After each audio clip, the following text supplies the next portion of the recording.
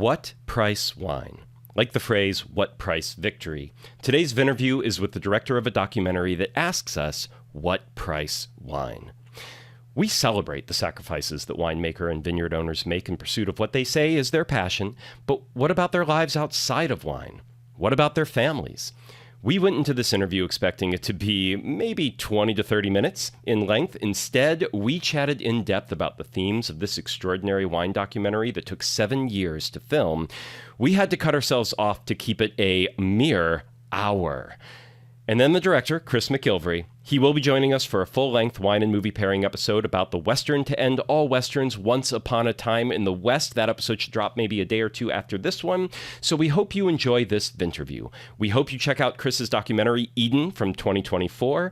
It's streaming on Plex, I believe, in the States. So go see if you can find that, and you can rent it on both Apple and YouTube. And we hope you join us in 2 days for the Once Upon a Time in the West episode with Chris. Let's get this rolling. Are you not entertained? Yes, sir! We'll have a real good time! He's Dave, and I'm Dallas, and this is Vintertainment. We have opinions on just about everything. Sometimes those opinions are spot on. Sometimes they go down easier with a glass of wine. This is Vintertainment, the wine and entertainment pairing podcast.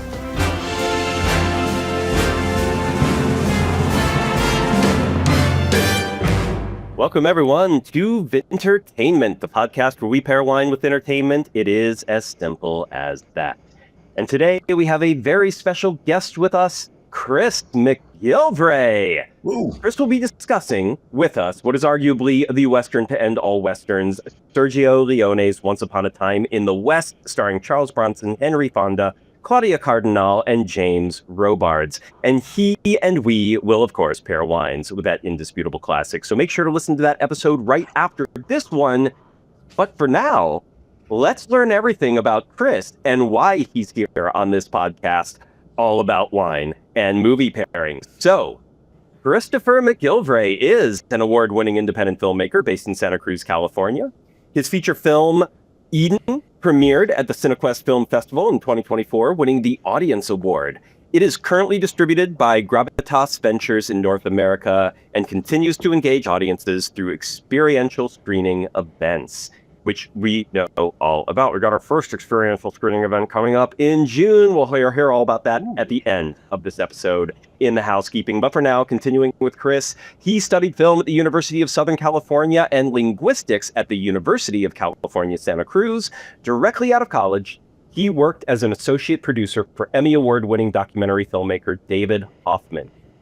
His directorial debut, The Silence, took home awards for Best Short Film Editing and Best Western at the Action on Film Festival in 2009. His subsequent short films screened across the country at various film festivals, and in 2010, he began working full-time as a branded content filmmaker. His current company, Nomadic Bear Productions, has produced branded content for a wide variety of companies and organizations, including Ridge Vineyards, Oracle, EMI Records, and Mayor of Oakland, Libby Schaff's Oakland Promise. Chris, welcome to the interview segment of Vintertainment, the Vinterview segment, as it were. I'm holding for the applause on that one. For having me. How you doing today, man? And, I can't wait to hear all about your film work and especially the Eden documentary, but are you ready? I am ready, man. After a fun long intro like that, it's always weird when somebody reads your bio. It's just like it's such a weird intro, I'm like, oh wow, are those all the things that you did in your one little paragraph? A life summed up in 10 lines. Right, and Totally. It covers like 20, 30 years of life. It's way too much. We had another guy on one time, and I got to the 8th bullet point, and I was like, oh, fuck you. Like, pick 3. Right. Like, this is too long of a list. This is just a little intro. Let's get into the actual talk. Yeah, speaking of that. So, Chris, welcome again. Let's start with talking about your own Western. By the way, bravo on making a goddamn Western. We don't get enough of those.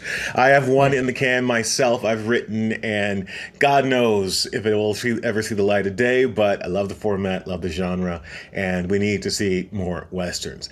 Yeah, your very first short film was The Silence. The log line reads, in the fading days of the Western frontier, a group of outlaws journey through the desert in search of another score.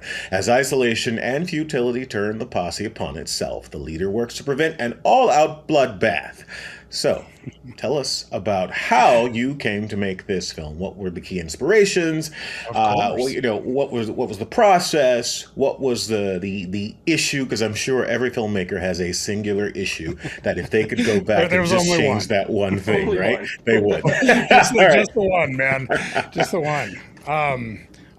The Silence. That was, God, it was almost 20 years ago. Don't say that. And so... I know, it's fun. I like, it's okay. I don't mind aging. It doesn't bother me that much. It's one of the things I like about wine, right? Is it gets better with age. So I like to maybe think I do that too. I don't know. So I always loved Westerns. Westerns were something that I got really, really excited about at a relatively young age because they just have this cool sense of mixing like American mythology and really, really strong iconography. And one of the first things I happen to love about cinema was the imagery side of it. Like even from a young age, there were always those images that would sort of stick with me when I saw a film that I absolutely loved. And that was the thing that I remembered probably even more than, the story or particular lines. I would always have these images burned in the back of my head. So I always loved sort of the iconography of Westerns. And, this was in my early 20s when I decided to make this movie, and I actually made it with my older brother, Daniel. It was the only film we ever made together.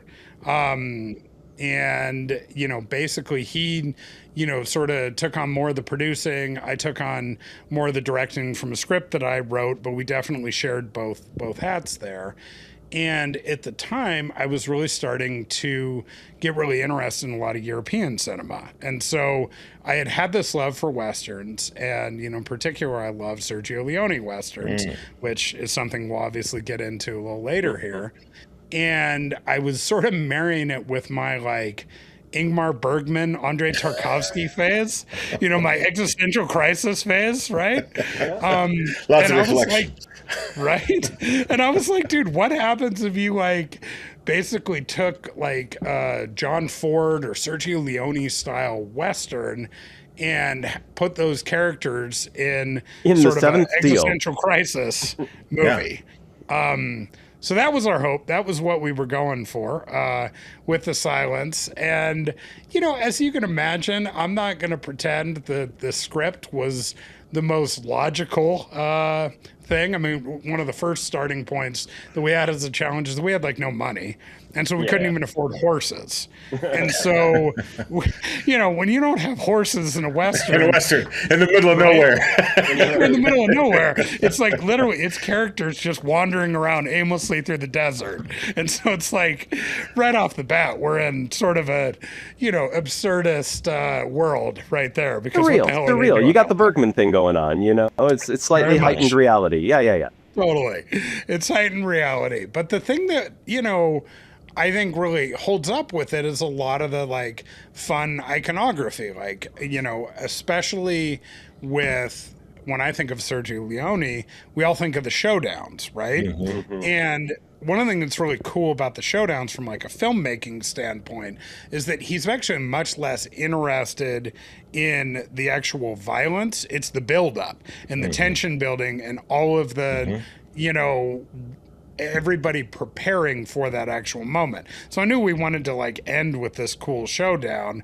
And then we also wanted to have, there's this character, we literally just named everybody there's the leader, there's the kid, there's, you know, the leader's like, you know, right-hand man who's the drunk, who's basically just the, you know, the drunk alcoholic who basically has like a moment of, you know, he sort of has an epiphany and realizes that his life is wasted, and he gets a nice, you know, monologue about how he's essentially wasted his life by, you know, going around and being a hired gun and doing nothing meaningful.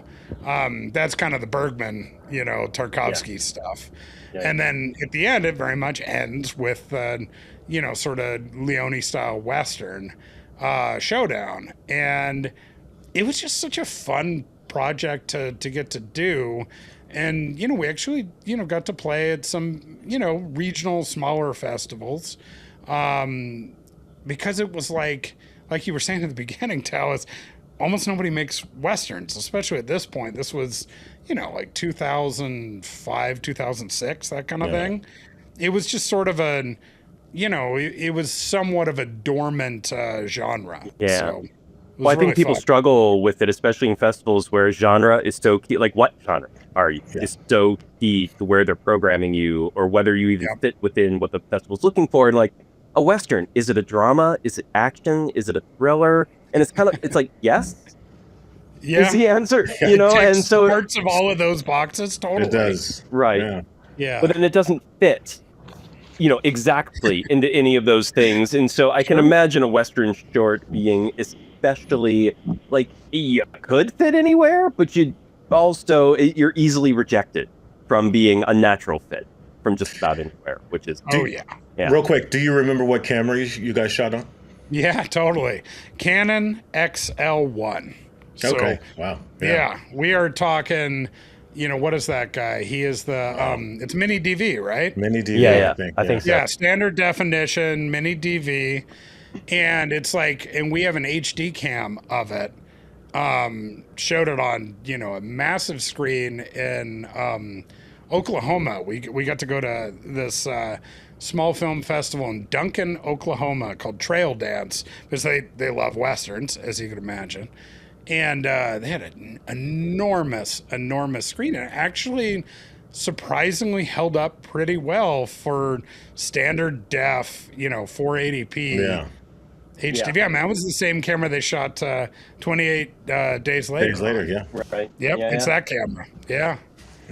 Yeah. Fixed lenses and everything, like just the one fixed zoom. Like we tried to do like one rack focus, and I had to put the characters like 75 feet apart to be able to have a rack focus, you know? It was pretty fun. Yeah. Because it was like, like there's no such thing as shallow depth of field with those lenses. No. Although so we had to zoom there all was the way that one shot, which actually was well done. You had the two guys standing, I guess, it's probably like 35 degrees in the background of the character in the foreground, stagger to kind of add some depth. That was solid. That was a very solid shot. Thanks, man. I appreciate it. Thank you. That was a fun project. One of the things I also learned from that one is that I had a very weird and sort of absurdist sense of humor that didn't necessarily translate in the way that I thought it would, you know? And it's like, when I wrote that script, I thought a lot of it was really funny. And then watching audience reactions, people didn't. Dead somber. Everyone was taking it dead somber. Yeah. Sometimes that humor is only in your mind's eye, and then you got to like manipulate the hell out of it to get it on the screen, which, you know, that's the art. Yeah. I learned a lot from that one. So. Yeah. I think humor, you start to realize why humor is so broad most of the time. Is because people don't understand you're doing humor if you're not telegraphing, like commedia dell'arte type things, where it's like, this is why we do the face and the gestures, and it's like, because now you know you're watching a comedy, and so now everything can be funny. But if you don't tell people it's a comedy, they're like, huh? It's so true. And it's funny, it's like Sergio Leone's so good at that. He's so good at the commedia dell'arte. Like, that's why my 9-year-old daughter loves watching these movies, because the facial expressions are so over the top. So much of it is those extreme close-ups of just the face, and it's like telegraphing to such an extreme amount, which is a really fun thing to do. So for your shorts, on that note, I actually wanted to ask you, because you've made not just The Silence, but you've made a number of shorts throughout your career. And are they Do you have plans to make them available in any way, shape, or form? Or I tried to search for them. I could not find the shorts themselves, only trailers for the shorts. What's the status of all of that with you right now? You know, that's a great question because like I made them and they were mostly part of my, artistic development, You're real. And Yeah.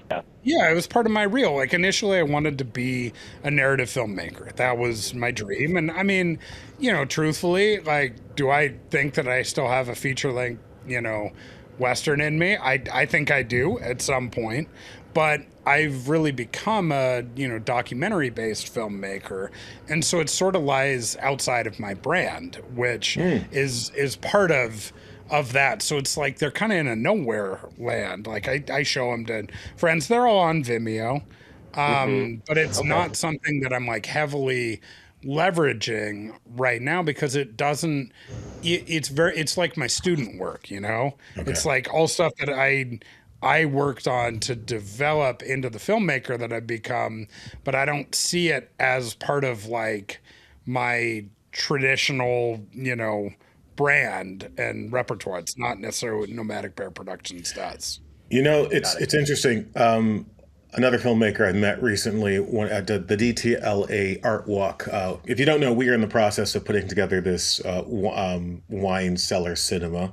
And so we are sort of sourcing short filmmakers. And two of the filmmakers I came across are currently in the documentary space and did lots of narrative shorts. And they kind of have the exact same perspective as you do. It's not necessarily something they're interested in putting a whole lot of energy behind at the moment, I guess because they brand it themselves in part. But I'm curious about that because you are the third person I've heard this angle about that from in a while. Well, on that note, one of the reasons a lot of filmmakers are, they've done their shorts, they might have a feature in their future, they would love to make a career out of narrative filmmaking and things of that nature, but you found that the pathway was not so easy by trying to go with these shorts. Can you talk a little bit about that? Because we know a lot of filmmakers that feel exactly the same way, where there is the pathway that used to exist, kind of the pathway we grew up believing existed. Sure. Starting in the 2010s, like roughly when you were starting, is sort of it vanished. And you can still make shorts, you can get in festivals, they'll screen at festivals. Yeah. And that's about it.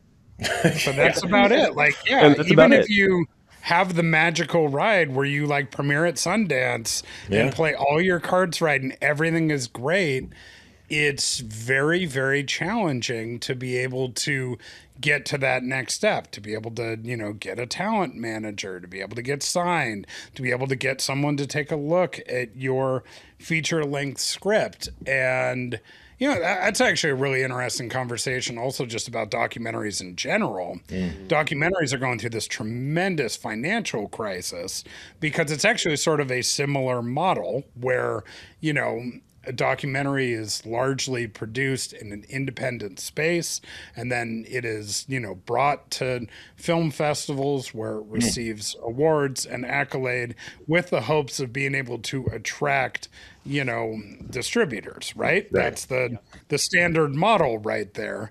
One of the things that model is broken partially because the kind of films that festivals are looking to program in terms of documentaries tend to be, very strong, intense social issue documentaries that are really hard to watch and really, really important stories that really, really need to be supported. And we all need to get out there. But when a distributor takes a look at that, they realize that the number of eyeballs that they're ever going to be able to drive to actually watch it is very, very small. Because especially in a modern world that we're all living in, at the end of the day, do you really want to like watch the, movie that's going to make you feel terrible about yourself as a person when, literally you're experiencing that feeling all the time while you're reading the news throughout the day? People like sort of escapist content. And so I think that's one of the things the documentaries are trying to figure out is how to find a balance between making essential stories, exploring stories that haven't been heard before and perspectives that haven't been explored, while at the same time making it entertaining. Because that's one of the things that narrative films, just as an industry, tend to at least have more of an emphasis on. Is you It's got to kind be of able the to point get for them- much of it now, even. I mean, Right? it's kind of the solitary point and sole point of much of it now, you know. So, Well, yeah, that becomes a problem in and of itself. But I mean, you know, with my actual shorts, I struggled to be able to break into festivals a lot of the time. You know, I think it took me a long time to realize, and I probably didn't even realize this until after I was done making shorts, that a short is really nothing like a feature. I think most people start by thinking like, I'm going to make a short film that is has to have a 3-act structure. It's just a shortened version of what my feature is going to be. And that's really not what the form of a short should be. Yeah. In and out, super quick, Yep. give it a nice, fun little twist, give them something at the end to, you know, either make them think, make them Give laugh, it a punctuation. make them Yeah, cry, exactly. whatever, and then you're out, dude. That's the form of a short. And I never figured out how to do that. It's a tasting menu rather than a 12-course dinner. So, yeah. Totally. Yeah, it's a Totally. tapas, It's like a wine right? tasting. Yeah. But it's meant to be its own thing and standalone, just like short stories, like in prose format versus a novel. And short stories are not meant to be chapter one. They're not, or even a very reduced version. Like you're like, I'll expand this into a novel someday. But for now, and I think a lot of filmmakers, that's the problem, is they want to make proof of concepts. And so you wind up with just a shrunk down version of something that you really want to make, which is going to be your 90-minute version. And it can work okay as a short, but the best shorts are the ones where it's like they exist for their own purpose and stand alone in that way. Yeah. That's always the best advice I have to people that are going to be making a short. And it's hard to like train your brain to think that way. Yeah. I actually think short stories translate better to feature films a lot of the time than a novel does, because the timeline of a novel is so like, dude, I'm never going to make War and Peace into a film. You're chopping out 10 generations of a family. Yeah. No, it's not happening, bro. It's not happening. Yeah. Yeah. Well, on that note, there was we know producer Ted Hope, who was like OG, old school producer, 150 films under his belt, been producing since the 90s, and he essentially stopped producing indie films because he can't make a living doing it anymore. His wife just did a documentary, and they're pushing it for all it's worth. But he's basically been a big champion of, we've got to find another way. We've got to find new pathways, because it's like, if I can't make a true blue living with my resume, it's like, I don't know how any of you are making a living, doing anything out there. And so we've got to do something else. And streamers, they can't pay, and everything's more expensive to make, right? So on the one hand, no single platform can get enough eyeballs on your thing, can make enough money off of it, yet to make it just keeps getting more and more expensive in the first place. So that that dissonance is also kind of one of the biggest hurdles to all of this, is we need more money in order to make these things, and yet no one can give us more money to make these things. That's what, like Coppola famously said, a couple of years ago, he's like, look, the next generation of filmmakers, they're all going to be doing this as a side hustle. For sure. They're going to basically have your job, and you got to find a job that doesn't tax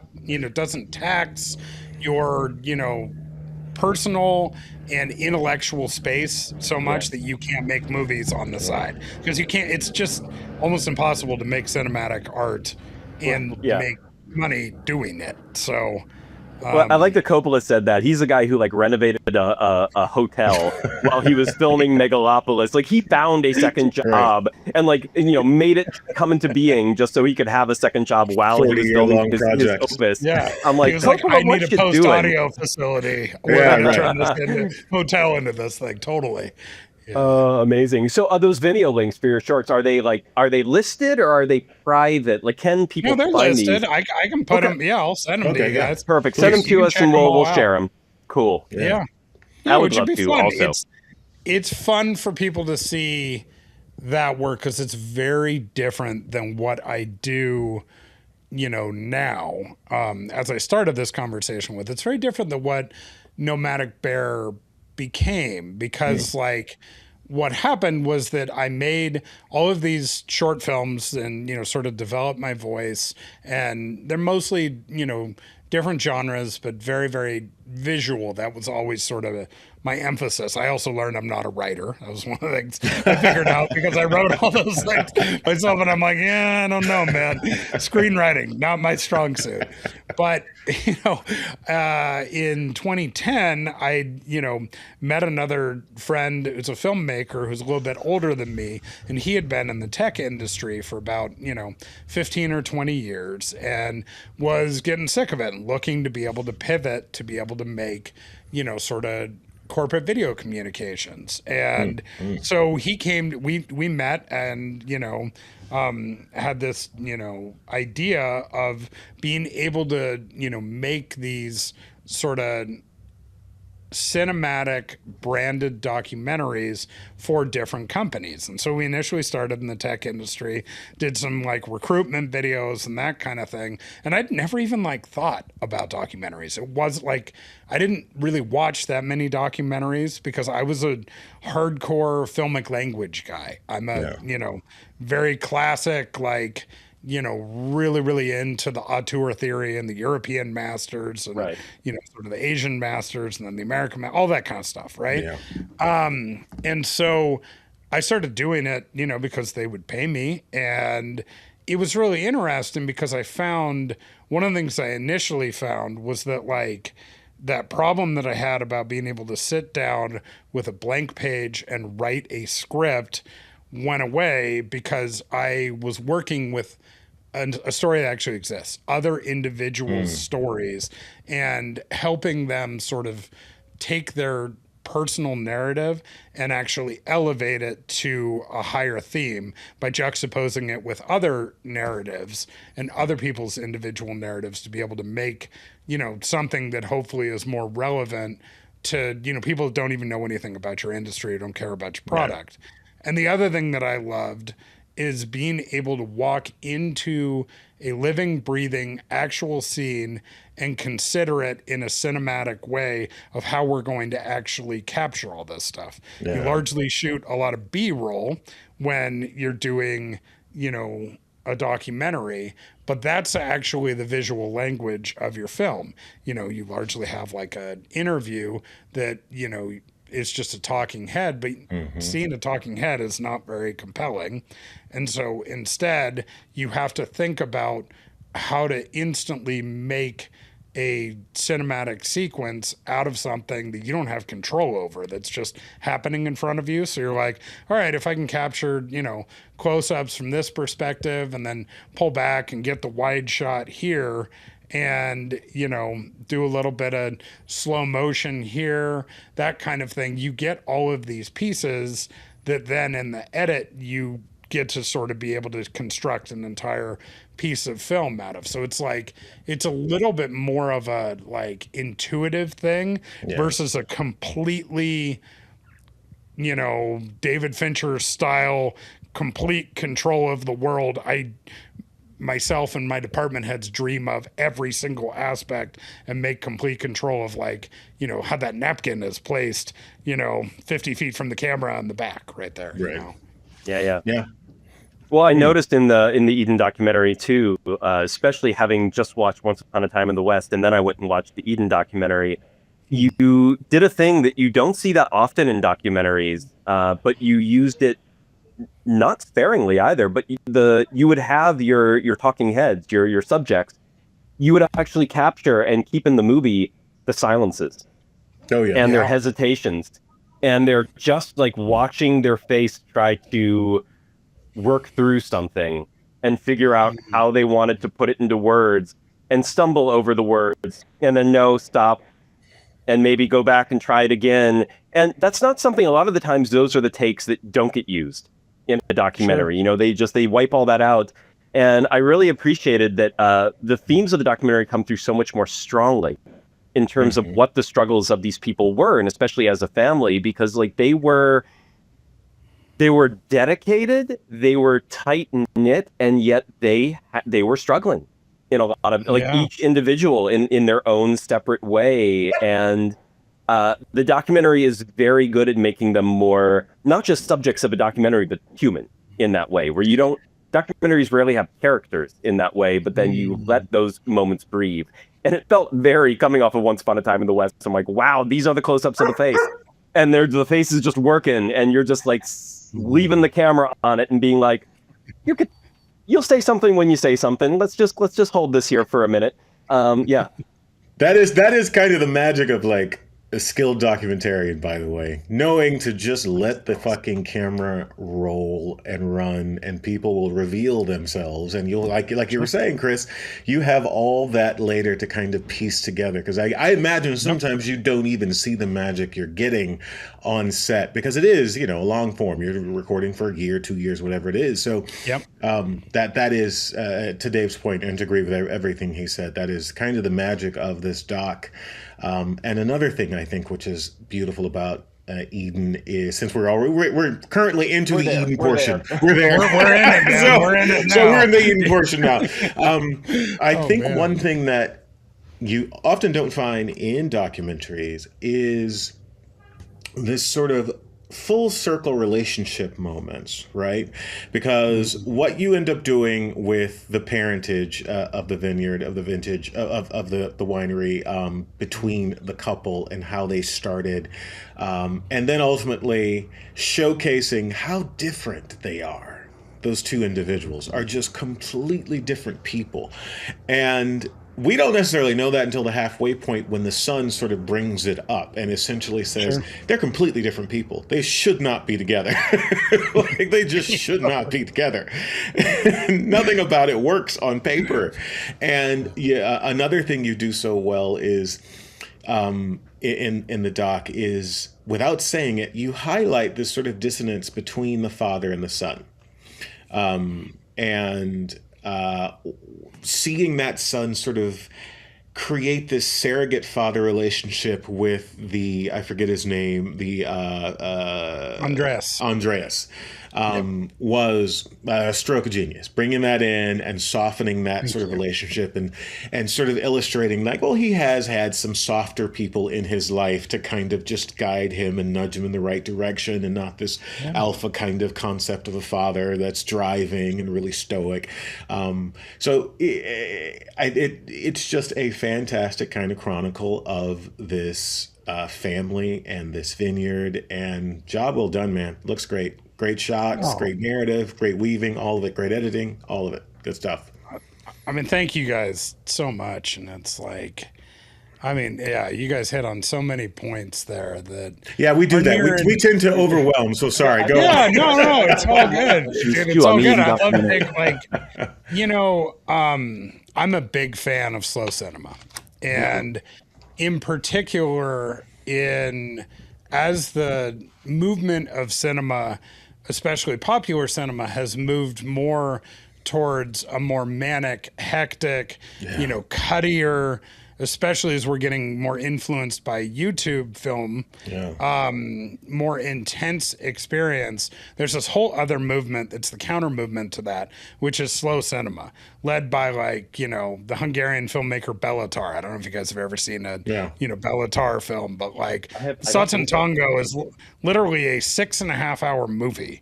And they purposefully chose to hold on any individual shot way longer than anybody, including themselves, is comfortable with. Like, I mean, we're talking like they have 15-minute tracking shots of characters trudging through the mud. And even the film we're talking about today, they hold on some shots there, man. Dude, Once Upon a Time, that is not in a hurry, man. Not at all. Really, Sergio Leone is not in a hurry. And it's so, and I think that is one of the curses of a lot of modern filmmaking, is that people are so nervous about losing audience attention and retention that they are just jumping the gun all the time.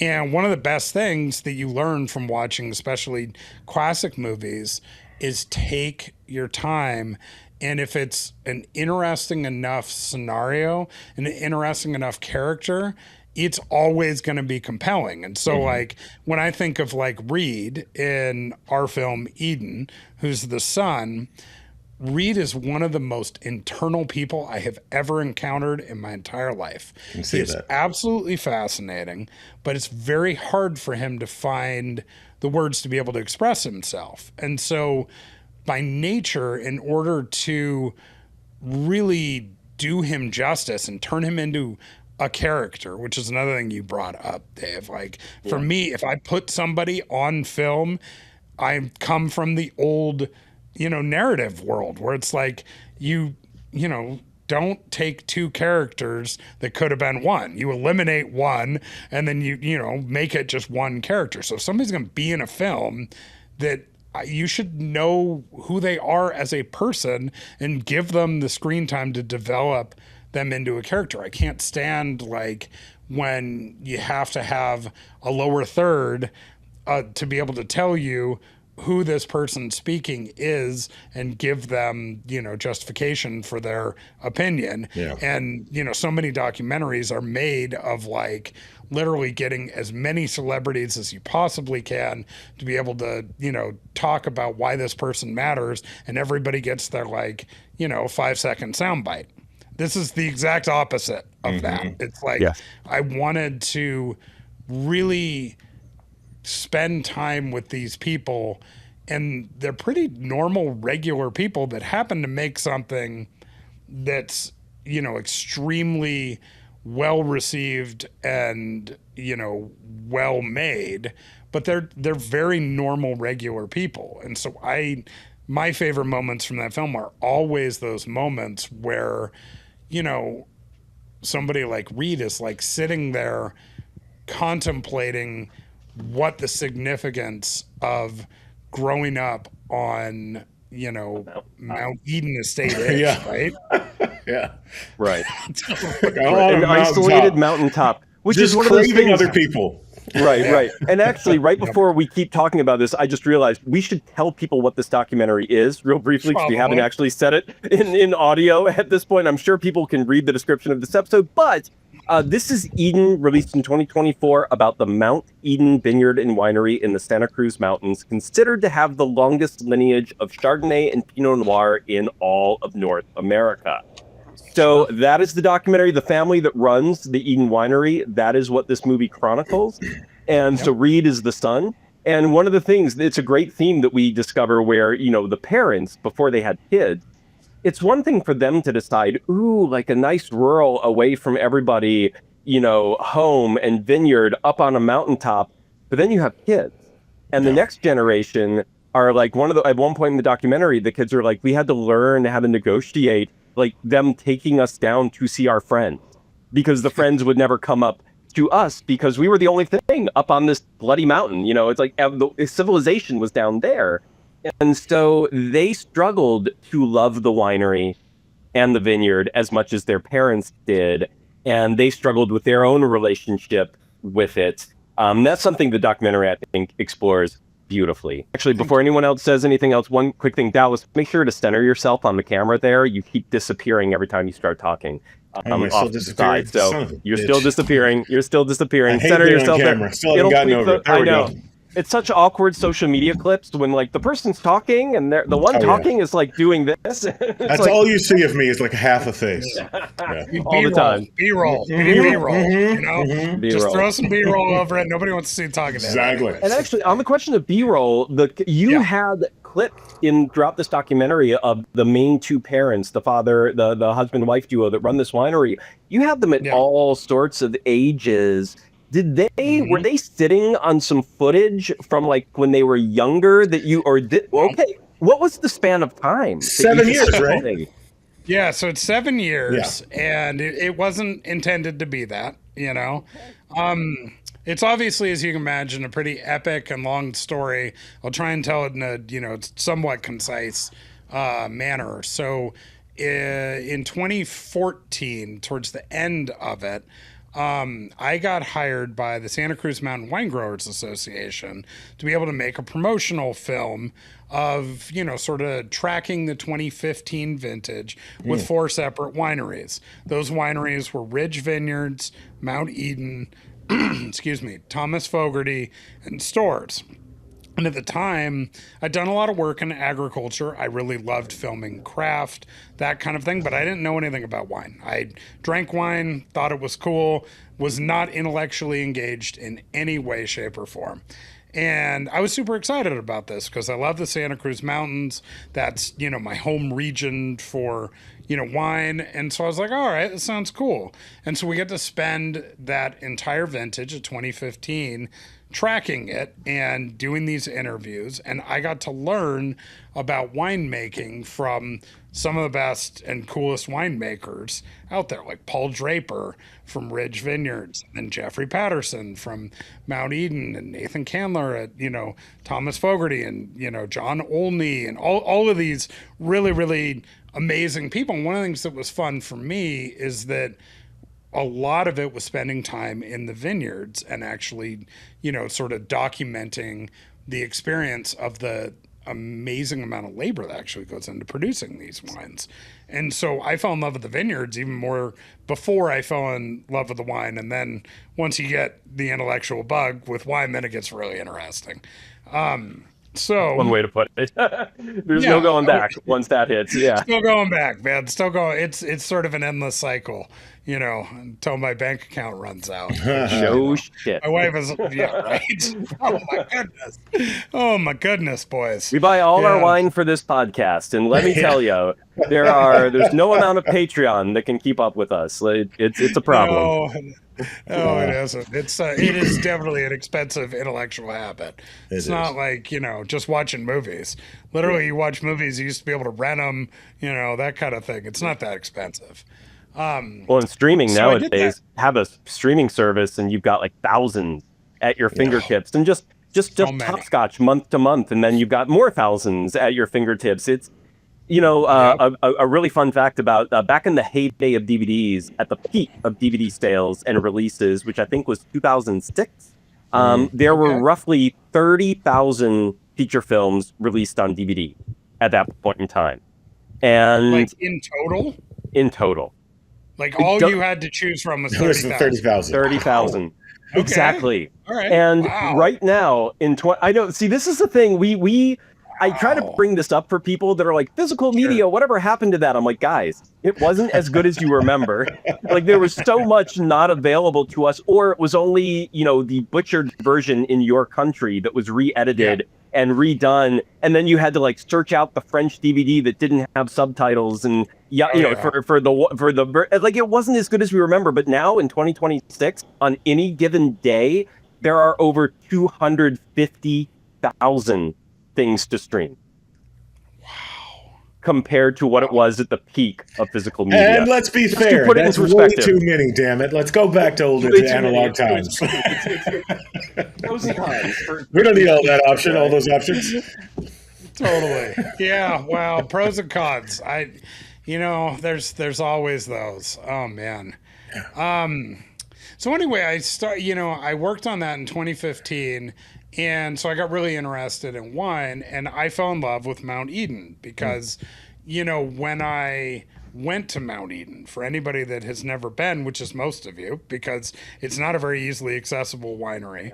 In 2015, they didn't even have a tasting room, man, which I thought was fascinating. Like, what California winery doesn't have of any tasting room. size doesn't have a tasting room? But especially apparently back then, like in the 2010s, even Pastor Robles was only just starting to really get its shit together and put tasting rooms everywhere. Like it was a new thought for a lot of places. Yeah. That's probably true, but like you look at like Napa, I mean, it was the thing. Napa and Sonoma, everything was about the tasting room, and it was all D2C. It was all trying to be able to get you in the wine club and get you to be a lifetime, fan, all of that kind of stuff. And Mount Eden never played that game. Yeah. They were much more. They were sort of based on like a Burgundian, chateau style, where it's like you had to get an invitation in order to be able to go up there. So it feels very magical when you're up there because it's not the hospitality experience. Yeah. It's a, dirty, dusty, windy It's road. a vineyard. It's It's a vineyard. vineyard, and then you're like in the vineyard, and you can like maybe sit at their front porch and look out amongst the vineyard, and A it's true that family kind of operation. Yeah. true family operation.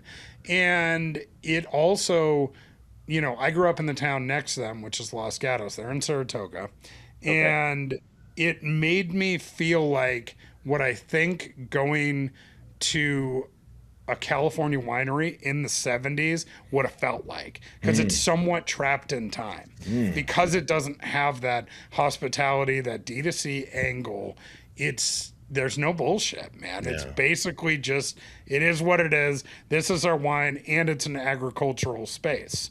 Yeah. So that I thought was really cool. I loved that it was a family-run winery. And so then at the end of 2016, I was looking for a feature-length documentary to do, and I live pretty close to them, so that made it easy to be able to go out and film all the time.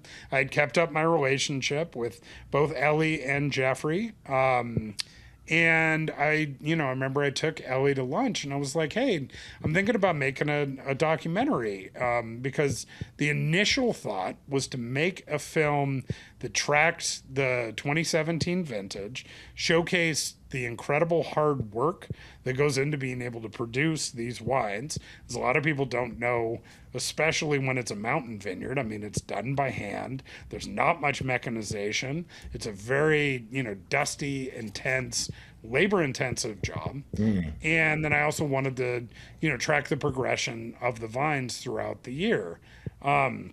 And so we did that, and basically went up and filmed multiple times every single month, basically tracking the labor as well as tracking the progression. And that actually is most of the like B-roll imagery that you see of the progression of the vines and everything that happens. And it was great. It was beautiful. We did some interviews with both Jeffrey and Ellie and a couple other people, and took all of that back and started to cut it together. And I realized pretty quick that like we had this like elevated branded film, it's like, it was beautiful. Yeah. But it's like, it had no human story. And then I realized that when I was looking at the footage, both Jeffrey and Ellie were always brand representatives. They were speaking as the voice of Mount Eden. They weren't speaking as Jeffrey or Ellie Patterson, the individual. Yeah, good point. And so I'm like, oh, that's kind of interesting. And then I started, thinking about my own career, and mostly what I do is basically interview people as brand representatives and try and humanize it. And so I, felt very comfortable with that and was normal and whatever. But like, as I tried to come up with any kind of structure, I was like, why is anybody gonna care? Like this could be a beautiful, like we could do a Quinn, a Scotsy kind of thing. They could be gorgeous, would have been. Right. But like, it's not like, who cares? And so it's like a tourism video if you don't have something else going on there. Yeah. Exactly. And so just when I'm starting to have that existential crisis of, oh shit, what is this movie? What am I doing? I get a call from Ellie, and she's like, hey, our son, Reed, has decided to come back. And like, I had, we had talked about Reed a little bit. I knew that he was the next generation. I knew he lived in San Luis Obispo. I had like met him once briefly back in 2015. He was there for the harvest. We got some footage of him, basically picking, that kind of stuff. But I never really talked to the guy. And she's like, hey, you're doing the documentary. Why don't you talk to him? I'm like, okay. So we go up, and it's pruning, and he's just decided to, sort of commit to coming back and sort of working at the winery and taking it on.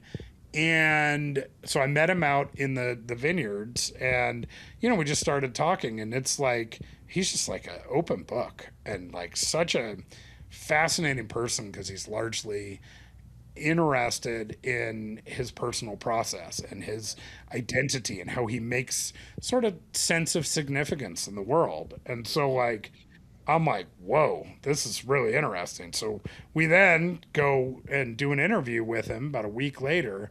And that is that interview that is one of the key interviews, ends up in the film, where he's in like his, blue sweater. And it has that great moment that Dave was talking about, where you hold on it and he's trying to process The what it long silence meant. for a documentary. Like there is that Right? moment. It's one of the first times we see him as like the Yep. camera up close and having him talking. And he like says like 3 words, pauses for what feels like an eternity. And his eye, you can just see the eyes working and the gears turning in his mind. And and it's just this moment of tension where it's just silence, silence, silence. Yeah. And then he finally comes back to it with something to say, and that really sets the tone for where the documentary goes from there. Yeah, It does. Yeah, it's because that's when it got really interesting. Just Yes. as a filmmaker, that literally is the moment. And that's one of the things I like to say about documentaries. I encourage people is like, if you were there and you got excited about a moment and you're like, wow, you need to try and recreate that experience for your audience when they actually view it. That's one of the best ways to be able to sort of make a documentary that I think works, is that you need to have those actual moments of epiphany that both happened for your characters, but also for you as an artist and for the whole crew that was there, and like use that as the structure for the film. Yes. Because it's like, so many documentarians like get so caught up in the messaging side of it and the narrative that they're telling, because a lot of the time you're dealing with really, really important issues that are very, very complicated. And I understand that, but I encourage people to always remember that at the end of the day, cinema is based on the human experience. And that's what we want to see. That's right. And it's like, it's so much more compelling when you're watching somebody be human. That's what allows those long, slow moments to have resonance, I think, is that it's so relatable. Yeah. We all have those moments. And it's unpolished. That's what takes it out of being a branded film too, because those are the first things that you cut out of a branded film are the moments where somebody's trying to think about what an answer is. You just cut right to the answer. And it's like, again, to be able to tie this back into wine, I think that's also the best way to think about wine and wine tasting and, understanding it, is to slow it all down and not get so caught up on, what you've read about this wine, what somebody's told you about it. Like, just take the time to let the experience overtake you. You know? That day, that time, that glass. Yep. Yeah. Right. That's right. Well, in that moment, And like, really don't worry about focus the on it. tasting notes. Yeah, don't worry about tasting notes. Don't worry about saying anything. Like, you don't have to have thoughts that you have to vocalize right away. Like, just experience it. It's a slow product. It should be a slow experience.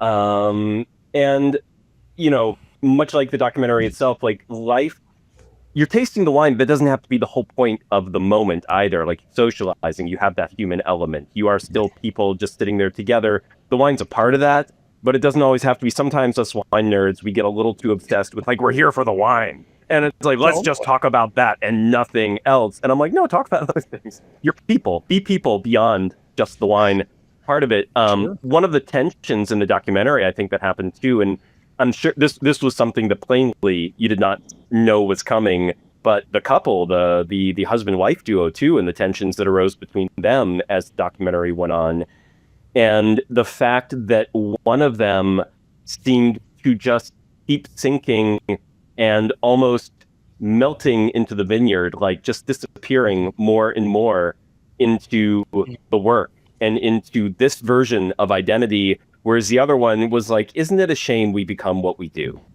And nothing, and we don't Great statement, become, by the way. Great right, line. and That's the line of the film. we can't remain more than that. And this becomes something that is kind of heartbreaking as the documentary goes on and really questions like again, as wine people, we romanticize the vineyard and the chateau and the winery and the winemaker and the winemaking to a level that then watching this documentary and it's like, yeah, but at what price?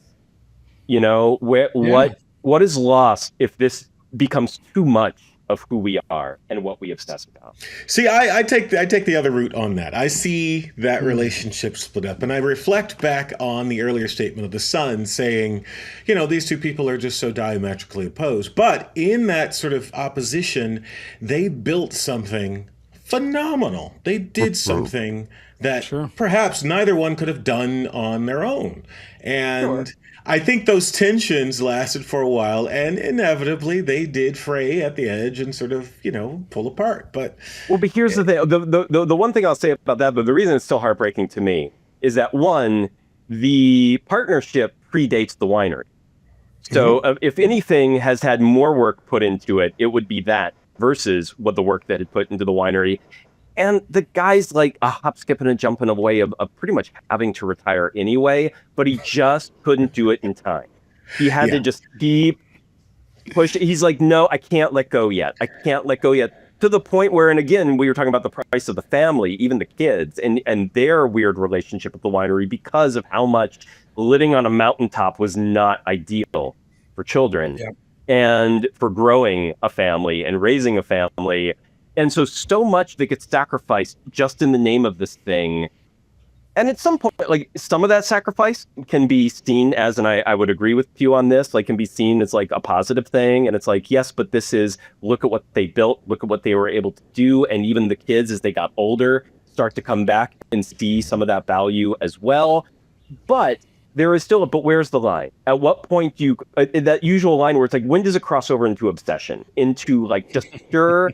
There's nothing, I've lost so much of myself except this part of my identity that I don't even know what I'd be if I let this go. Yeah, and that's why her and that's why her statement is so potent and so powerful, because she's clearly been right next to that in tandem, watching it, but also, one, annoyed by it. Clearly she's annoyed by it to a certain degree. But also she understands that it is the underpinning of their entire life. And so when she makes that statement saying, you are not your reputation, you cannot just be your reputation, or I'm paraphrasing, I'm sure it's wrong, but whatever it is to that effect, it's a really potent statement. And I like what you guys did in the editing by allowing that to kind of just play early on in Act 1 with no real sort of context. And then, of course, looping back in the end where we get the context of why she said that. So, yeah, it's... my God, Dallas, you're my hero, dude. You realize you are the very first person, other than Ellie herself, that has ever realized that we use the same clip twice and put it in there at the beginning and then give context, because the context it completely changes the statement. Absolutely. And I'm not kidding. Nobody has ever. All right, I'll take it. I'll take it. That's cool, man. Thank you. But I the reason I think I appreciated it so much is because of what you were saying earlier, in that documentaries often end up being a little stilted, a little stale, a little point and click, a little sort of empty. And it's those sort of magical moments of knowing when to take a statement and placing it early on, then sort of looping back to it and creating that sort of those bookends, and like you said, giving context. That's the narrative. That's the story. I mean, that ultimately, that's the takeaway. The theme of the entire documentary is almost that one statement, in that you cannot just be your reputation. And for him, that's all there is. And for her, there's got to be more. Well, I would even, that really became one of the key themes and explorations of the film, is this study of identity. And I would say that this is a cultural thing. I mean, this is like an American situation. It's not specific to wine in any way, because America has a tendency, when somebody is working on a product that we all admire, there's so much pressure to be able to focus all of your energy into producing that product. And you only have so much energy, so much time, so much identity available to be able to give. And because you're getting so much influence to push all of yourself into that, it, always leads to the question of what are you sacrificing in order to do it. Work-life balance has always been a problem. It's a terrible problem in the wine industry. I mean, so many winemakers that I've interviewed that are amazing winemakers that we all admire have, really challenging personal lives because they've sacrificed so much in order to produce this. The same is true of cinema. There's so many wonderful filmmakers that I love their films. I would never want to be in their family. I would never any craft like this. You're right. Any craft like this you find, and like you said, it does seem to be kind of exacerbated in the American sort of persona with our work culture and hero worship. But everything else has to suffer, or I shouldn't say has to suffer. It seems as if everything has to suffer when you're chasing this sort of dragon, this muse. Well, we believe in America, we always kind of give shit to the Europeans for like how much vacation time they get and family time and, family leave. And it's like, but it's so much healthier. And we're like, but we're so much more productive. And I'm like, and still poor. What good has it done us? Like, we're more like, what are we doing? And we're still getting beaten by China in the latest technological races. And our stress levels, guys. And our stress levels are insane. And any job that pays well enough, we demand people essentially live, breathe, and eat it. It's like if we're 3 vacations a year is great, but Europe never gave us anything like the Snuggie, so I'm going to push back on that. I would like to just say that's the truth. There's no clean answer to this because there is a sacrifice for taking a lot of personal time and taking breaks and, holding a personal part of your identity away from your professional identity. Like, I will fundamentally admit I don't have an answer as to what the right balance is. It's just that became the nature of the exploration, and I think it's important for people to at least ask themselves that, and then also ask that of the people that they admire, because it's one of those things, like in the wine industry in particular. One of the big things that kicked this film off for me is how frustrated I get by wine marketing, because it is so aspirational. It is very lifestyle oriented. It literally made to be able to sort of have you idealize this version of being a vineyard owner, being an estate owner. And that's not the reality. And anyone who's worked in it knows that it isn't. But at the same time, it's always the thing that is being encouraged to be sold. And so purposely wanted to do an exploration of that's not it, Right. Even from a consumer standpoint, it's always like, well, you have to travel to these vineyards to really understand the wine. I'm like, so the world, we have to be able to travel the world at all times with our expense account, with our non-existent vacation days and our workloads that never stop. And it's like, how is anyone even it's one of the reasons why wine though remains so niche, is it's like people who can afford both the time and the physical ability to do these things. And so we sell that image and that lifestyle, but it's just unavailable to so many of us for the most part. But on that note, we are to desperately keep this at 1 hour. Yeah, right. Yeah, right. Because we got to move on. I noticed. I know. So now we are gonna move on. But folks, definitely go check out Eden, the 2024 documentary from Chris McGilvray. And in a few days, you'll be able to check out our epic conversation with Chris on the trailblazing Sergio Leone Western film Once Upon a Time in the West. We are about to head off to go record that right now. And of course, we will be doing some epic wine pairings with that film as well. Or if you're listening to this well after its original release, just jump right on over to the next episode and catch us all there. We will see you there. Ciao for now. Later, guys. Thanks, guys.